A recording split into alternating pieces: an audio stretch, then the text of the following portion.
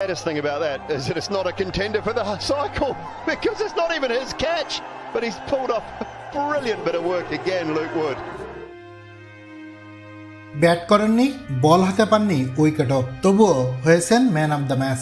হ্যাঁ দর্শক, international league টি-20তে বিরল এক কীর্তি গড়েছেন লুক উড। আবুধাবি নাইট রাইডার্সের বিপক্ষে আজম খানের সুপার সাব হিসেবে মাঠে নামেন এই পেসার। বোলিংয়ে কোনো উইকেট না পেলেও ম্যাচ সেরা হয়েছেন তিনি। ব্যাটিংয়ে তো সুযোগই ছিল না উডের।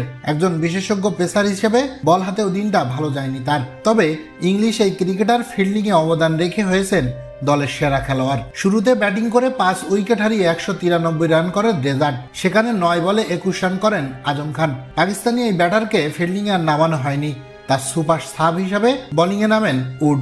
ম্যাচে 2 ওভার বোলিং করেছেন উড, কিন্তু উইকেটের দেখা পাননি তিনি। খরচ করেছেন 21 রান। তবে ফিল্ডিংয়ে বেশ কিছু দুর্দান্ত ক্যাচ নিয়েছেন তিনি।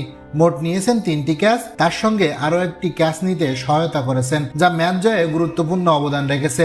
শুরুটা কাইল মায়ার্সের ক্যাচ দিয়ে।